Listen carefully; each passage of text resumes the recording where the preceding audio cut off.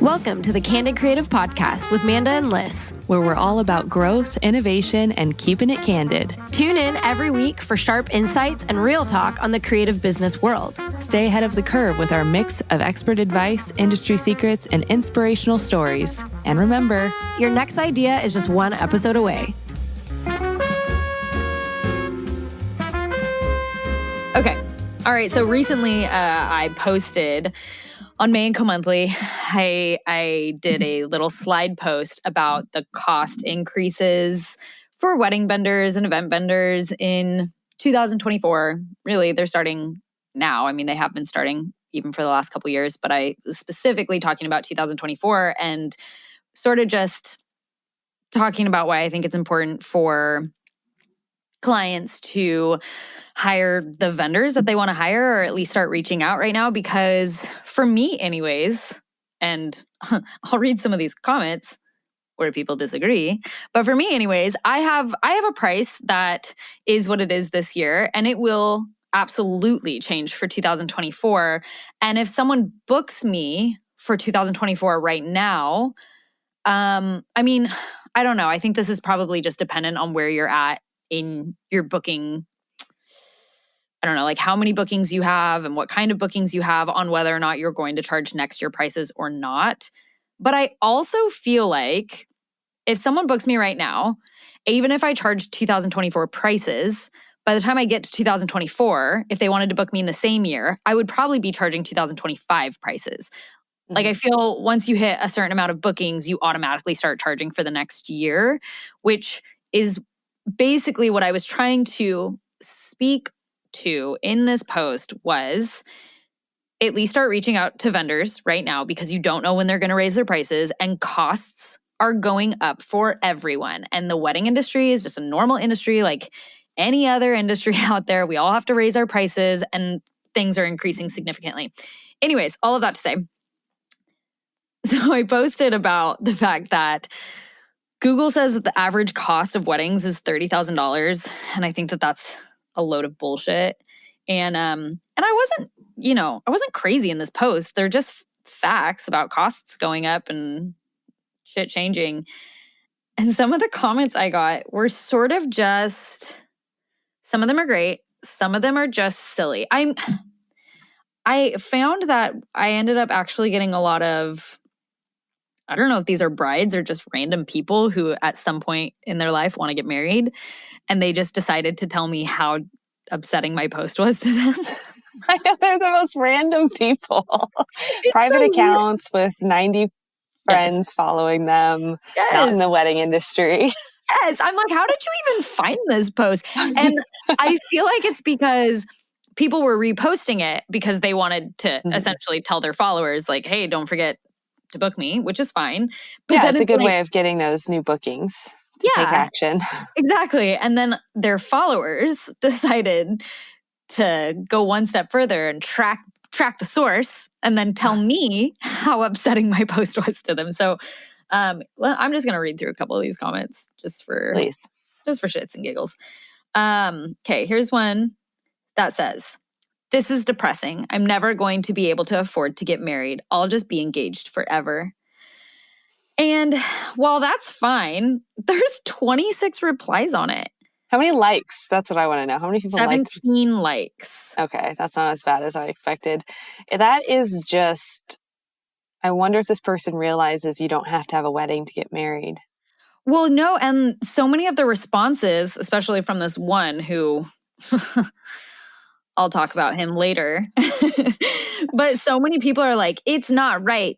Marriages shouldn't cost that much. And I'm like, marriages don't cost that much. Weddings do. Marriages don't. They're two different things. It's a party. It's the party. It's a party where you're feeding hundreds of people. Yes. And then people are trying to help this girl. This turned into like a therapy resources. Yes. Someone was all, why don't you elope? Like, she can figure that out. She's okay. Someone else said, I had an Insta-worthy wedding for $30K. Honestly, these posts are just trying to justify the crazy prices that some people are charging. Doctors aren't even paid this. Oh, what? It says doctors aren't even paid as much as what florists or photographers charge. First off, florists and photographers and their pricing is severely different from one another. Well, also we have so much I don't even know where to start, but florists aren't just walking away with that cash. That's what I'm saying. They're buying like tens of thousands of dollars worth of wholesale product and then marking it up so they can pay their bills. Exactly. That's what I'm saying. I'm like, you can't even compare florists to photographers and the prices that they're completely different. So that's, okay. So someone else said, in my experience, it doesn't matter if you book way in advance. The vendors charge you their rate for the year you're booking your wedding in, not the year you sign a contract with them in. And I don't necessarily that depends. agree with that's not across the board. 100%. I feel like that's not even talked about that much. There's not a standard. I think it's just what each person, I don't think a lot of people even remember or think about the fact. I don't think people remember that they can raise their prices. Like, I think they use the same pricing for a long time. And then they're like, I'm about to go out of business. And then they're like, oh, I need to raise my prices because everything I'm paying for costs more. Yes, so 100%. I think it's a really valuable post for clients and to remind vendors that they can raise their prices. Yes, absolutely. I feel like I hit a certain amount of bookings every year. And then I raise my price regardless of I don't really do it yearly. I do it per amount of bookings I get. So if I hit 12 this year, I'm just going to raise my price. And then if someone wants to pay that price for this year and I want to squeeze them into my year, then I will. But that's more of the point is if you want to book someone, you should do it now because once things are booked up. And part of my post is also we can't book as much. People aren't able to book as much now because the trend is having 3-day weddings or 3-day, like these huge experience-based events. And so we're not able to double book a weekend or even really double book a month. For me, I can't book 2 events in a month because I'm spending so much time on this one event. So if you're looking at booking someone, you should get on it because things are just changing in the wedding industry. And the more time goes by, the more likely that person is going to put 2 and 2 together and raise their prices. Yes. Even if it's not right at the, New Year mark, it's just inevitably going to happen because wholesale costs are going up. Yes. I mean, cost of labor, even. I mean, I was saying this to someone the other day too, where I was like, small businesses are having to compete with Target and Starbucks who are paying people $25 an hour plus benefits. And I'm like, I don't know a small business that can I was looking for a freelancer to process flowers, meaning literally take the leaves off of plants. Just pluck leaves, throw it on the ground and put it in a bucket. And so many people want to make $35 an hour doing that. Yep. I'm no. No. Sorry. No, I've heard so many florists be like, I have to pay all my freelancers $35 an hour. And I'm like, no, you don't, but you just got to find other people because that's ridiculous. No one should get paid $35 an hour to sweep a floor. Sorry. I got paid $10 an hour to do that. And absolutely. I'm glad I took that job, but it also helped me learn more skills so that I could get paid more. Because that's just how things work. Like if you have a low level skill, you don't get paid as much. You learn more, then you get paid more. You don't just make however much you feel like making. I mean, magically. You can charge that, but I don't think you can try. You can charge that, but I mean, people are going to decide how much your work, I guess, is worth to them, just like a client would decide how much a wedding planner is worth to them. I mean, it's really no different, but I mean, I feel the same way with any staff that we bring on for wedding planning. Obviously, the person that we just kind of have on site as a body to run errands or sweep up or steam things or whatever, they're going to get paid significantly less than, but I'm asked constantly, what do I pay day of assistants? What do I pay assistants? Or what should I charge to be an assistant? I'm like, man, I don't do whatever feels right to you because it's all the frick over the board. I know what I would pay, but I also think I understand numbers of running a business. Right. Yeah. I mean, I'm sure what I said will make people cry and be angry, but Yeah. you have every right to charge however much you want for your time. I just won't be paying you $35 an hour to sweep my floor or to get the junk mail out of my inbox. I just won't because I need to pay bills and support my family. Right. Exactly. Not because I'm an asshole. 100%. It's the same though. It is literally the same. If a couple wants to spend $100,000 on flowers or they want to spend $10,000 on flowers, like they get to decide what's that worth to them. How much do they make? What's, I mean, it's literally no different. That brings us back to the comments. What's his face? Yeah. I don't know what comment you're going to read next. Well, okay. Actually, I don't know if this person has my back or has someone else's back. I love those comments where I'm like, are you mad at me or are you... I can't really tell. Sure what you're saying here. She starts it with, she's not wrong. Again, I don't know if she's referring to the person above me, like whatever. She's not wrong. Here's the deal. For all the people mentioning price gouging, the wedding industry is seasonal. A vendor can only take so many clients per year given the typically desired season for nuptials in most of North America. Vendors then have to live off of those profits all year in the off season, as well as attend to their overhead. That's just the reality. So yes, you still can get married for under $10K, but you're either going to have to elope or do some kind of backyard wedding or a DIY job.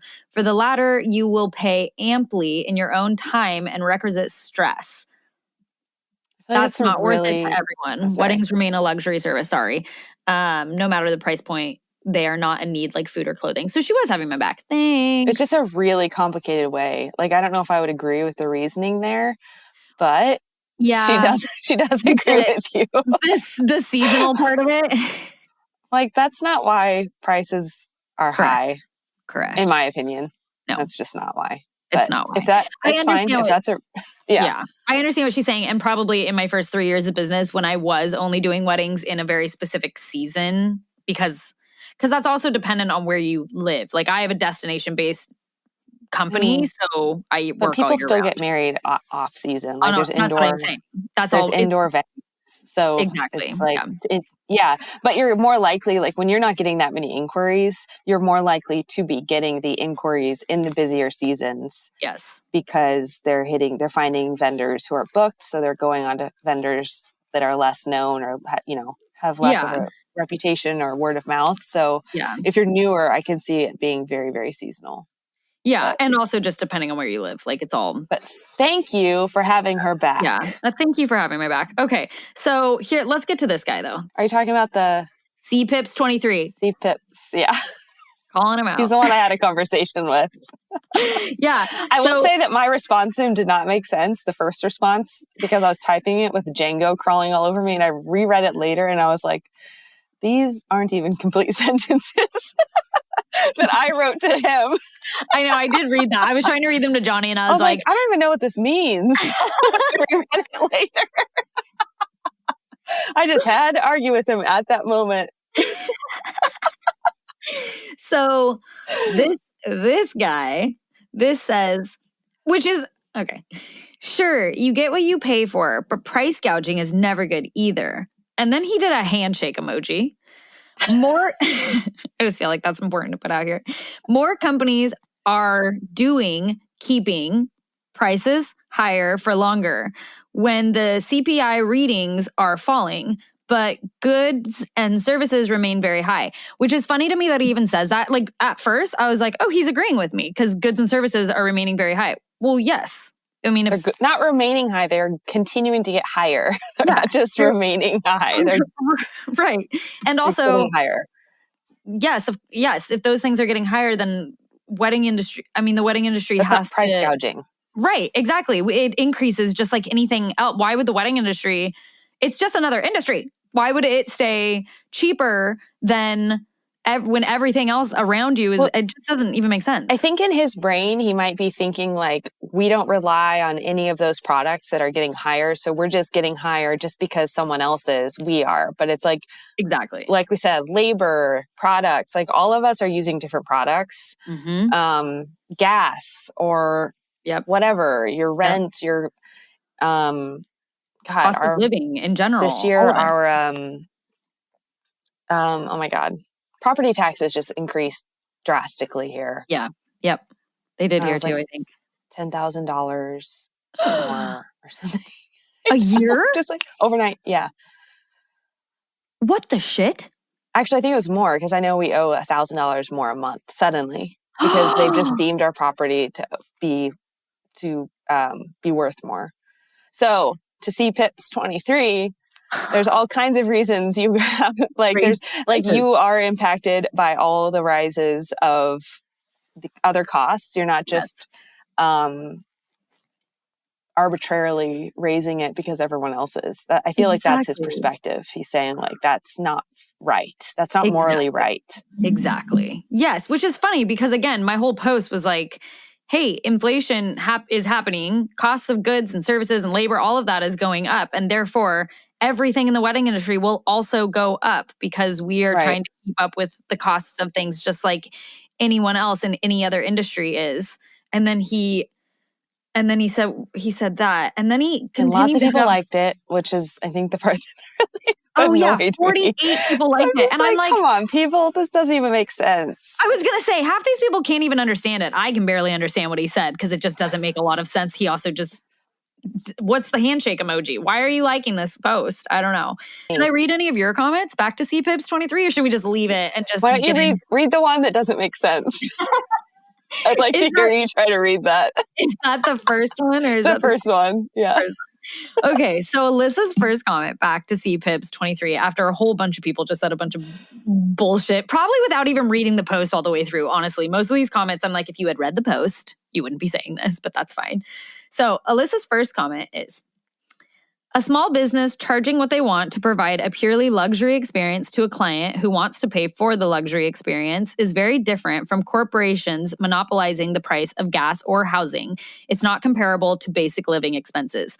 That totally makes sense. Oh, okay. Maybe it was the second one. Overall, they made sense. I feel like what we should read is his response. To your most recent one. Okay. Also, side note, everyone, I realize the housing market isn't a monopoly, but I just meant it feels like a monopoly in that people just arbitrarily raise that price of their house. Yep. It's a shithole based on what people are paying. That's all. So it's like, be mad about that. The wedding, people need to live in homes. Yes. People do not need to have a wedding. So go be mad about that. Yes. Don't get mad at homeowners selling their homes.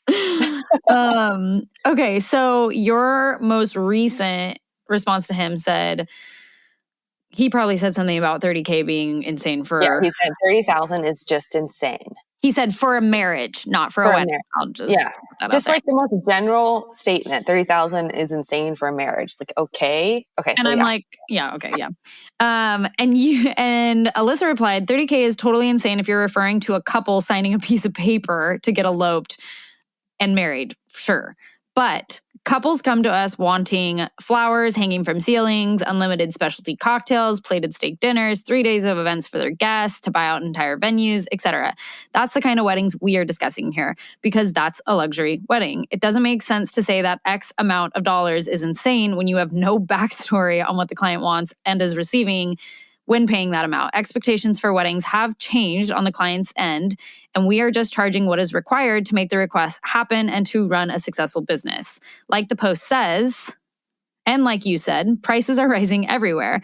So it makes no sense to demonize small businesses to also raise their prices so they can continue to meet the same margins. Wow. Here. I liked it. So, that's good. CPIPS said, I get it. I do. But no, you don't. You're not in the wedding industry. You're a random dude with green and black graphics all over your profile. Sir, you do not get it. So he said, I get it. I do. But I'm going off the industry average of what an 8 to 10 hour wedding cost. And all I'm saying is it's super overpriced for what you really get. What do you get? I know. Everyone orders different things. So how many guests are there?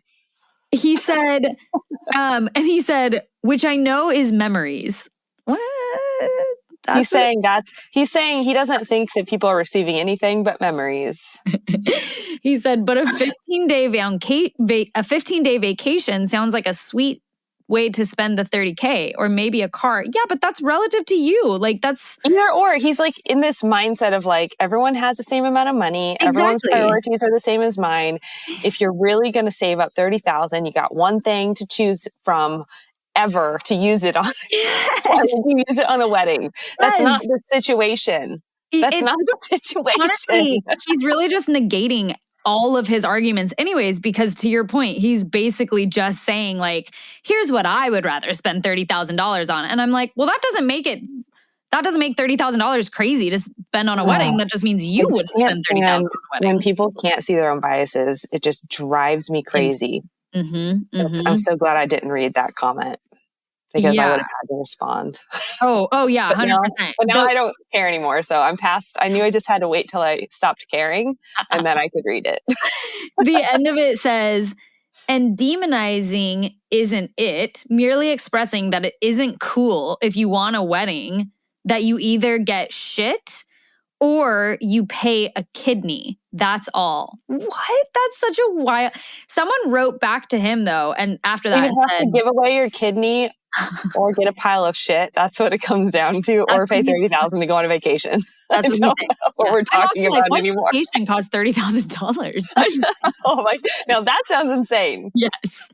So someone wrote back and said, sounds like you value a vacation or a car more than a wedding with all the bells and whistles. And that's great. A wedding, that is luxury. And then multiply that by 150 people. That's just the cost. It's not overpriced.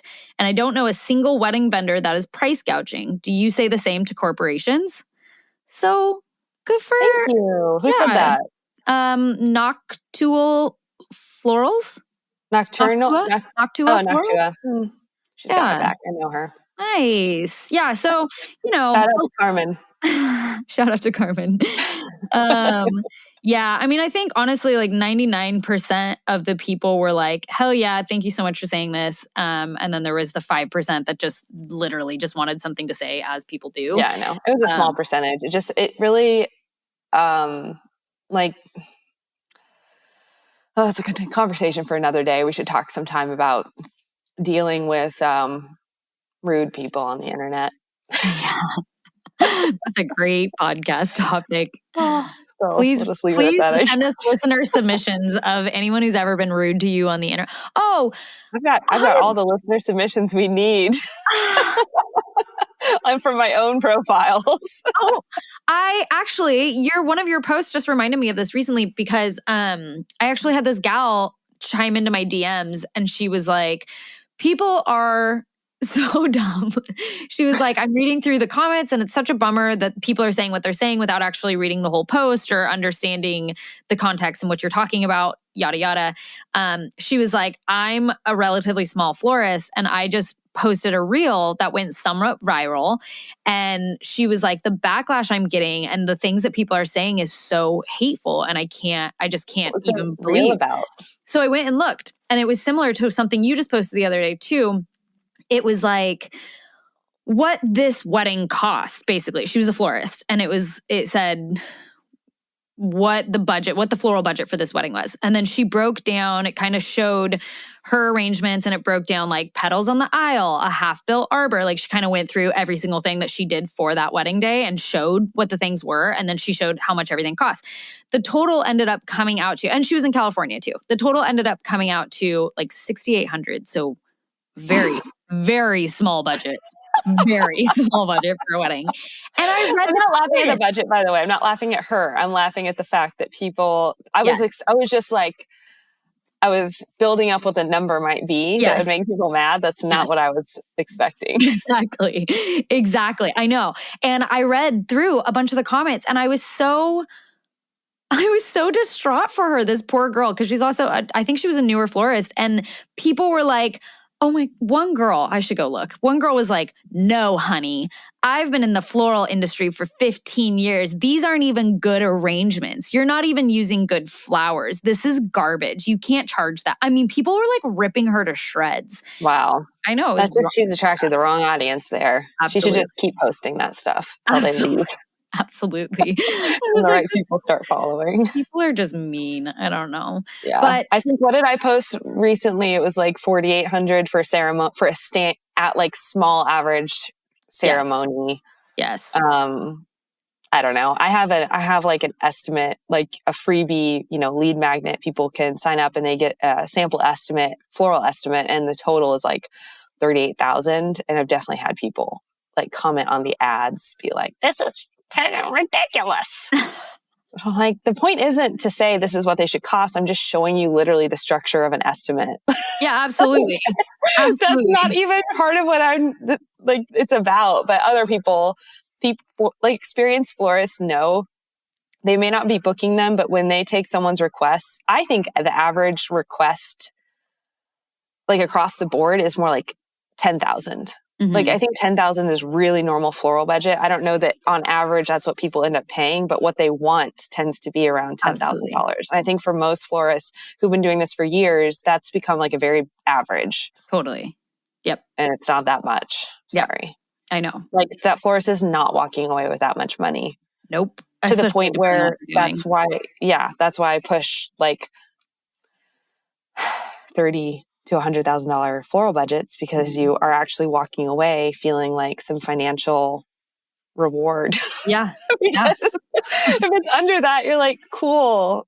Well, hey, should we talk about the wedding tax? Yeah. Hey, let's get because I'm just diving right into that anyway. Let's talk about what we're supposed to talk about. Let's talk about the quote unquote wedding tax, which, for any of you who don't know what the wedding tax is or what they say it is, people refer to the wedding tax as essentially added costs that wedding vendors put on their services because they're in the wedding industry. And so there's a lot of conversation or debate around whether or not it's real, whether or not people do charge more based on being in the wedding industry versus maybe the events industry, or as a florist, like if you do arrangements out of your shop, do you charge more being, for weddings than you would just a shop arrangement, so on and so forth. So it's a pretty interesting conversation, and it's been getting brought up so much recently. I've been asked to be on like 3 different podcasts to talk about the wedding tax.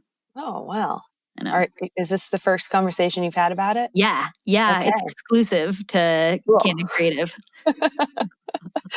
So I want to hear what you have to say. Tell me just off the top of your head. Here's what I think. I have things to say, but I feel like it's a little, my take on it is abstract. And I feel like you've probably been talking more about it because I don't do weddings anymore. Right. Yeah. And I think I do actually, I think this is probably pretty specific to weddings specifically. This is specific to weddings specifically. It is very specific to weddings, as it is called a wedding tax. Wedding tax. Well, and I more say that because I think a lot of things can be, weddings and events can be interchangeable. Most of that, is relevant to one or the other. But the wedding tax is specific to weddings, clearly, as is the baby tax to babies. I don't really know about that. You can talk on that. I don't know about that either. I don't know. I don't do a lot of price comparing because I like 23 mentioned the baby tax. So I didn't know what he was talking about. At first, I thought you guys were talking about real taxes. And I was like, do I pay baby tax every year?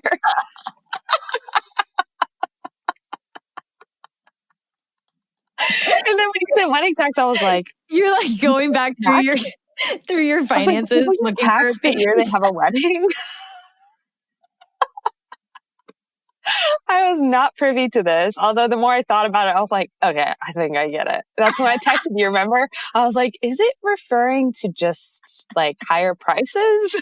Is there some tax I'm not aware of? I don't think I paid a baby tax.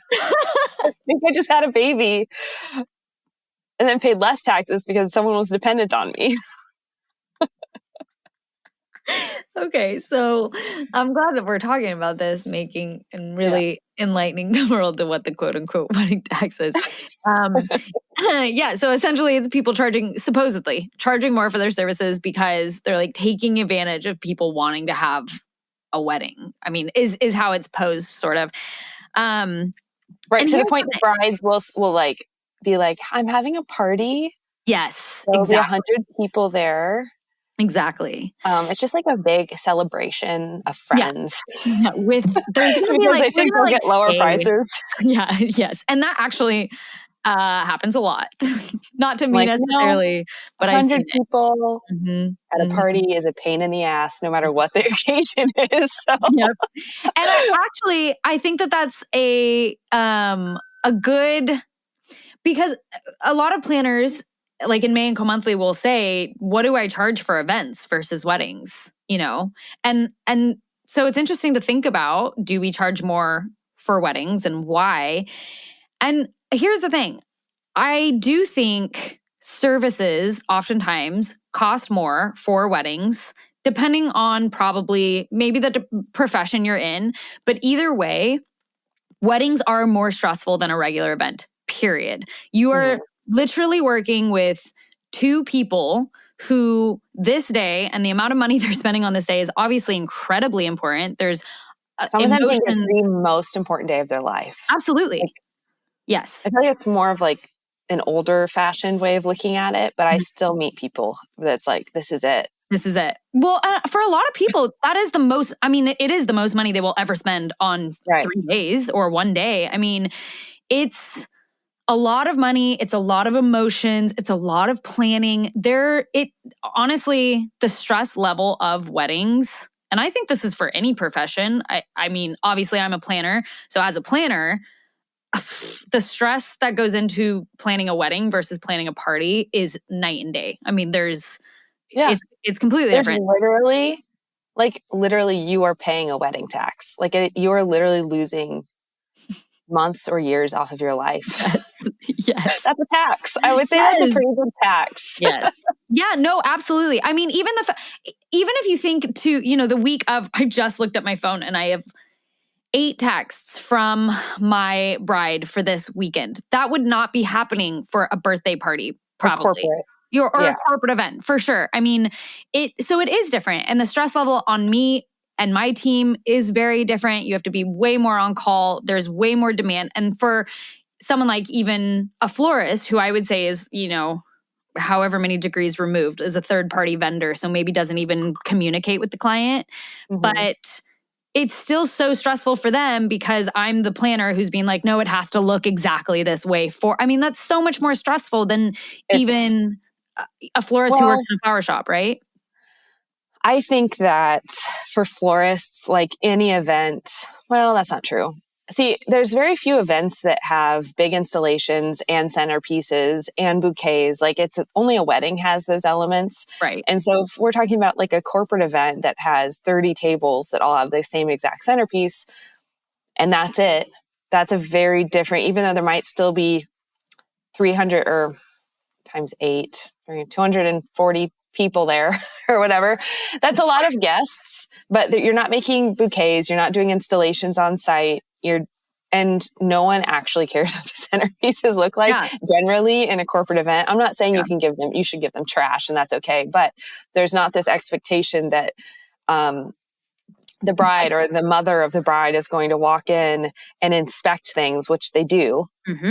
And that's okay because they're paying a lot of money, but it's going to cost more because I can't just settle for whatever flower I can get on discount or whatever. You have to, florists are sourcing like for months and months for wedding flowers, going back and forth with farms, going back and forth with wholesalers, sending photos back and forth. I mean, it's constant communication just to get one flower sourced that's the right color that the bride has her heart set on. That doesn't happen with corporate events at all. So I feel like it is completely different. And yes, I do feel like it costs more. I think it's an energy exchange. Sorry, I just interrupted you again. It's an energy exchange. Like more energy on our end is more money on your end. Like it's a fair exchange in my opinion. So I think like the overall answer to me is yes, wedding tax is a thing, but not in like the negative sense that people put on it. I think whoever created the term wedding tax is someone who just wants to bitch about weddings being more expensive. And I've talked to, oftentimes it's grooms potentially, but they will complain about the fact that like, this is garbage. It shouldn't cost this much for a wedding, blah, blah, blah, blah. And I'm like, I totally get it. Reason. Yeah, but you're the reason there's a tax. Yeah. You're bitching right now. Like, this is why I need to get paid more. Yes, exactly. So I think I'm like, weddings are more expensive than a regular party, but that's because they should be. They should be. They're more work. They're more work. They're more work. They're more stress. It just physically, emotionally, time-wise, labor.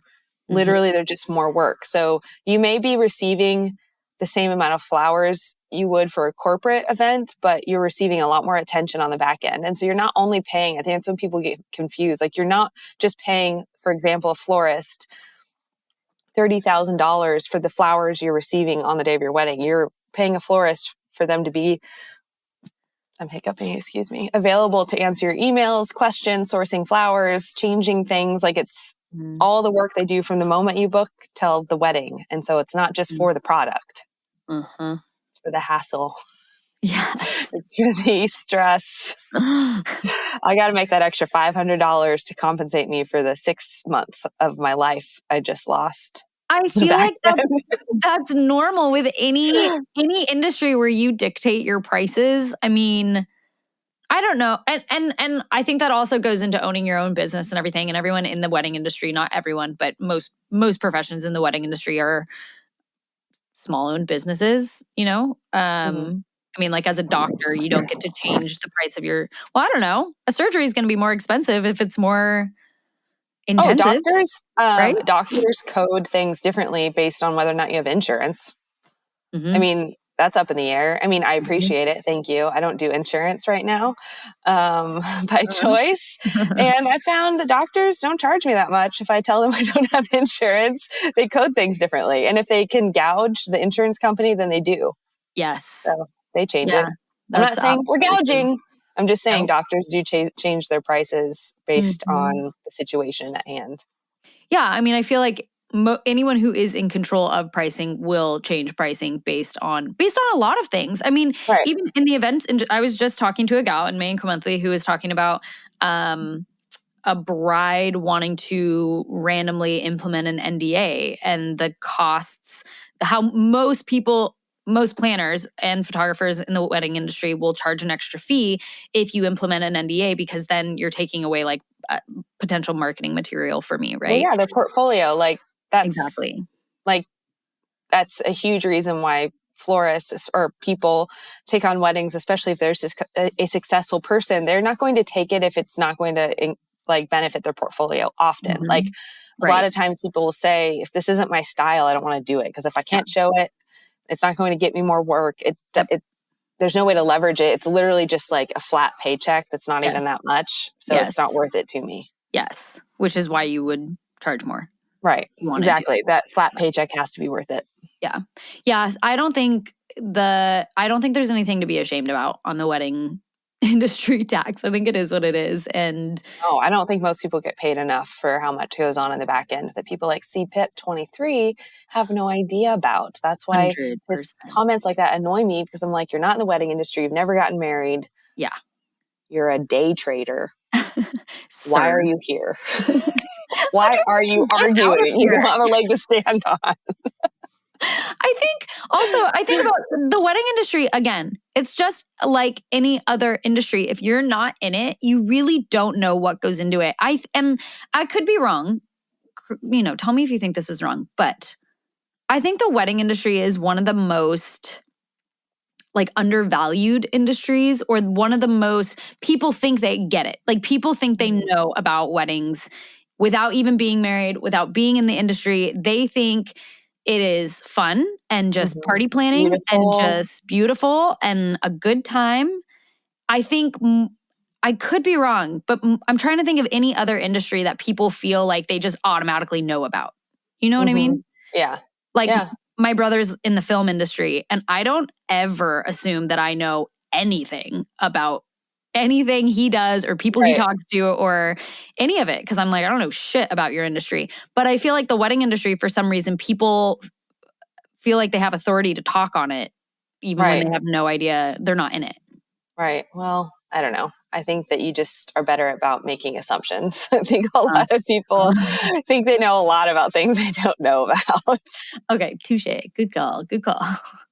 So I think that when wedding vendors are faced with this, where people are trying to get around paying more or bring up the wedding tax, I think that wedding vendors just need to focus on the fact that it's not, I think basically the conclusion we're coming to here, it's not actually a wedding tax.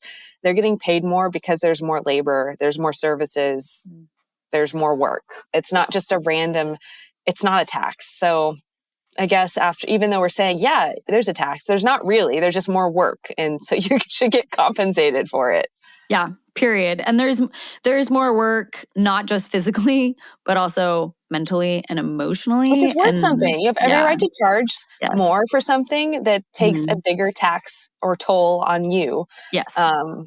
And if you feel like after a wedding, you're exhausted, maybe it felt upsetting, you're physically injured, and you're like, I have $2,000 to show for it. I feel like it's okay to raise your prices and be like, if I'm going to be physically and emotionally injured, I would rather walk away with $5,000 or $10,000. Yes. Like, you have the right to say, this is how much I charge for this to be worth it to me. Right. I started doing that for I was doing wedding paintings for a very short period of time. And I hated it. I absolutely hated it. And I did a few and I was like, I think I'm just going to take this off my website. And then I thought, well, instead of taking it off my website, how much would I be happy to do this for? And there's not a lot of cost involved, like the canvas and the paint. Yeah. There's some time, but it's not even a lot of time. I just freaking hate it. It's just, I hate it. And I was like, no one has to hire me. So I think my minimum is going to be $10,000. Like if they want to pay me $10,000 for a painting, I'd be happy. There won't be resentment there. I'll get it done. Like, if it's worth it to them, I'll do it. Yeah. And I think I guess this is another conversation, but I think it's okay that's not gouging in my opinion. You're charging what you think something is worth for your time. No one has to hire you for it. Exactly. Absolutely. Yep. If you want more people to hire you for it, you can drop it down to 2,000. Right. You can be booked out all the time and you can decide if you hate your life or not. You will. I will. I will hate my life if I do that. So I won't be doing that. But I definitely don't think I don't think anyone should feel bad. Anyone in the wedding industry, if you choose to charge more for a wedding versus anything else. I mean, even for a photographer, if you have a family session one day versus a wedding, they're more work, period. They're going to be more expensive. And I don't think that's anything you have to feel bad about. And I also don't think it's anything you necessarily even have to defend. And I think if someone tries to say something to you about it, like, it's more work, period. Therefore, it's the more cost associated with this more. 100%. And I think that's all you have to say. Like, you don't owe anyone any explanation. And if you feel like you need to give one, that's all it is more work. And just, I think, be confident in that and understand that just because someone else doesn't want to pay something doesn't dictate your worth. Right. I personally when I was doing weddings, I would outline a lot of what I did in the labor line, and in the contract to emphasize that my work started the moment that they paid me. Like it wasn't starting the week of their wedding or just the day of their wedding. Like it starts now. Like I am now researching. I am now contacting people. I am now making trips to markets, looking for the right vessels or whatever it is. Like I'm working now. Yes. Yeah. Well, there you have it. There you have it. There it is. Doesn't exist. Yeah. Doesn't exist. Don't worry about it. Just you charge whatever the hell you want. C-Pips 23. Get off my shit. Let's get enlightened. Okay. All right. Sounds good. Okay, so let's talk about, oh boy, what's something you have ditched recently, Alyssa? Lys? Well, What have I ditched? What have you ditched recently? I've ditched. I've honestly, I don't know how much I want to say about this yet, Okay. but I have ditched some ideas of how I saw my future unfolding. And I'm mixing it up. I'm mixing up my future. I'm mixing things up. You know, you get in a routine and you're like, this is what I'm going to do forever. This is where I'm going to live forever. This is who I'm going to be forever without even realizing it. And I just kind of like, I'm ditching everything. I'm just kind of like open. I'm changing some things. I love New that. things on the horizon. It kind of felt like a duh moment when I gave myself permission to be like, you don't have to, you can make changes in your life, you know? So I feel a big weight lifted off of me, and I'm just new things on the horizon. I'll talk about more at some point. Exciting. That's really exciting. Yeah. I like that you're just ditching. You're ditching your Things, 5-year plan. all kinds of things. Oh, Yeah, I'm ditching I'm ditching my 5-year plan. I'm ditching my 30-year plan.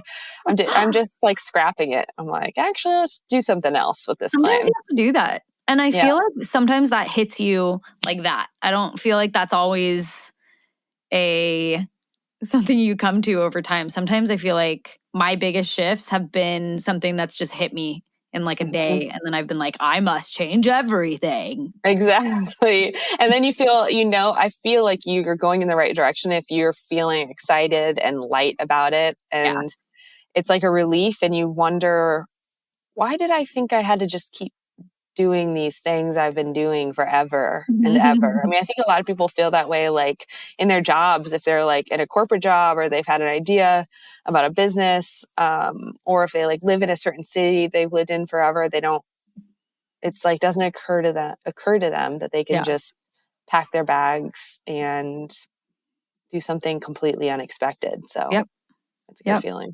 Yeah. Good for you. Love that.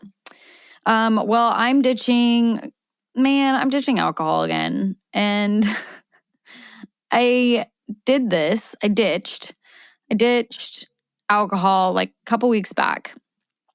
Not for any huge reason, except for that I was just cutting my macros. And so I was like, I need to cut out alcohol in order to do that. And I'm not a heavy drinker, but I do appreciate a glass of wine or a martini most nights. So it wasn't a struggle by any means. But what I am struggling with now is, which we were talking about earlier,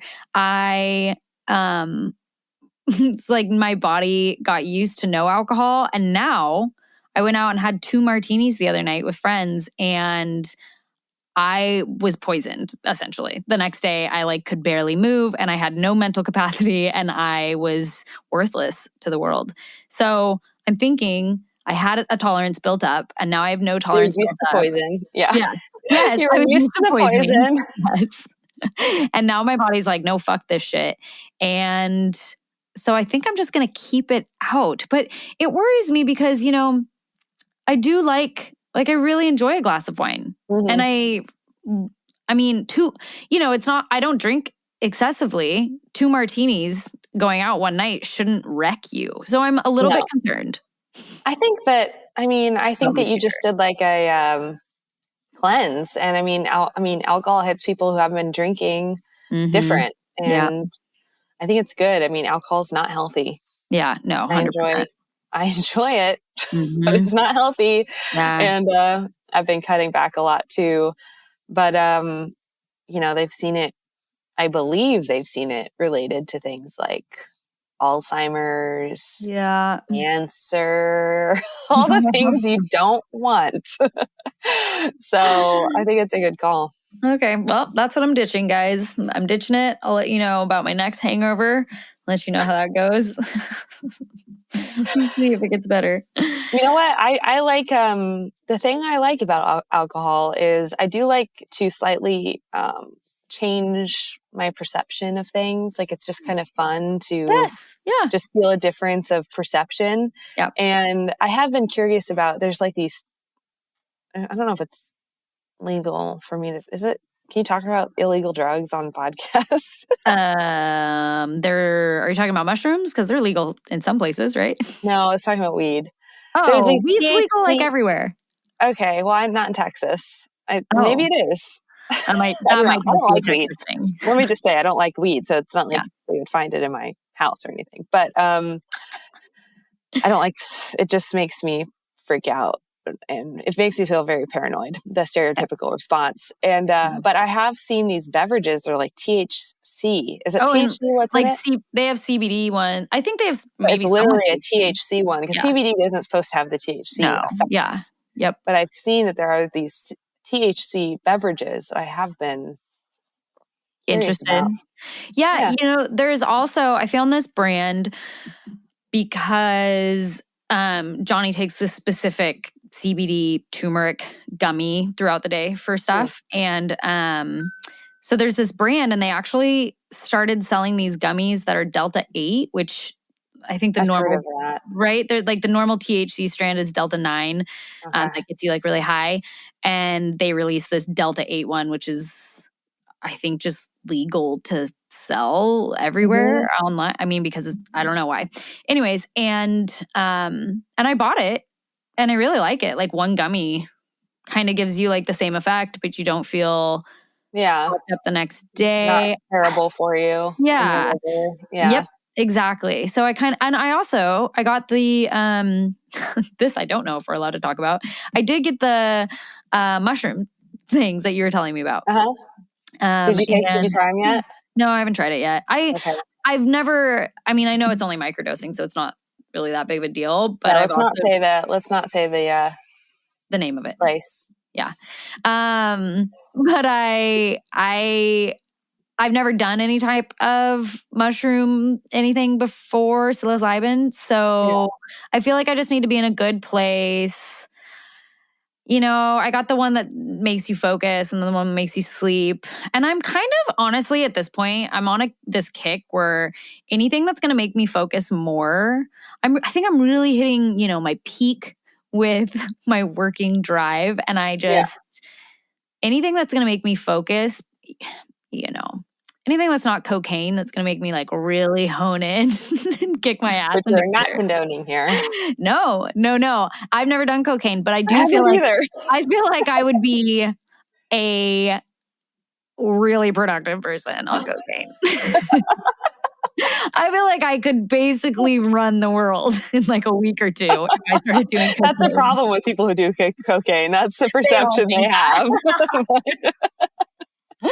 Okay, so I've thought better of it, and I'm not going to start doing cocaine by any means, but I'm like, anything that claims it's going to really make me focus and hone in, not that I really need help focusing, but I just want something that's just going to get me in a super trance and I can just build out funnels all day. You know what I mean? That's what I'm saying. Microdosing does not do that for me. And right. I actually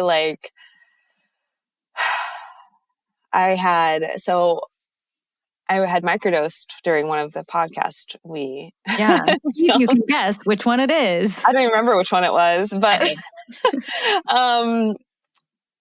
I don't like the feeling it gives me when it's hitting. Yeah. When the up is when it's happening, it gives me an anxiety feeling in my chest. Yeah. And then that feeling holds pretty much the whole time. So I will say the more micro it is, the less I enjoy it. I would much prefer a macro dose of it because I don't know, there's something about the micro where I feel like it just gives me anxiety and there's no other benefits or no other effects. Yep. But I do love a good trip. Interesting. Yeah. Plant medicine journey. Plant medicine journey. Johnny took 2 of the capsules and he also was like, I can feel it. Like I can feel, but it's nothing like actually. No, like you can take one. I think you can take one and I can kind of sense when it's it's just like a tightness in my chest. One, I don't feel anxiety with. It's almost like it's supposed to be doing other underlying things that you're not even feeling. So that's the point. And they say, do it like 3 days in a row and then take 4 days off or 1 day. Mm-hmm. Yeah. You're supposed to space it out and do it consistently because it can, it gives your brain new neuroplasticity and helps you change your brain, basically your patterns of thought, and helps you release old ideas and limiting beliefs and all kinds of stuff. So I have experienced that with it, but the actual feeling of it, don't love. Yeah. I'd much rather You eat a few pieces of the chocolate. Did you get any chocolate? I did get the chocolate too, yeah. Okay. You eat 2 pieces of chocolate. Let me know how that goes. Oh my God. On the sheet, it's like, this is a micro dose. So I just took it and it's like, there's no going back. Oh shit. Yeah. I don't like that feeling. So you got to just have some free time. Oh, Yeah. It was fun. I love that so much more than I gardened. Yeah. I just stared at my jasmine blowing in the wind all the time. Watch the birds fly over. I think that's the only thing that I don't like about any type of edible, like ingestible something is once you're in it, you can't get out of it. And for me, you can have a couple drinks, you can stop drinking, and, within an hour or two, you feel sober. And I also I would have to be hammered to act differently while drinking. Yeah. Whereas if I'm even remotely high, I'm like, everyone can tell I'm a shit. Well, definitely I wouldn't recommend doing it around other people. Like, yeah, I would only recommend, I think it's really fun. Like, I really enjoy it. And it does have really good mental effects for me. I don't do it a ton, but I like to do it when I have time to go outside. Yeah. You have to be in the presence of anyone, just like Johnny. Yeah. No one else. You just can't deal with other people's vibes. Yep. And just have free time. Like, so you can just do whatever you feel like doing. All right, cool. So I'll do it like next year, the year after. Yeah. Never. You have to pencil that in. Love that. All right. Well, I think that's our episode. What do you think? Yep. All right. It's been fun. Thanks for listening to the Candid Creative Podcast. If you haven't remotely found amusement in what you've heard today, go ahead and show us a little love with that 5-star rating and subscribe to the show on whatever platform you so desire. Continue following our journey through all of the modern medias, including Instagram, YouTube, and TikTok. Just search for @Candid Creative Podcast.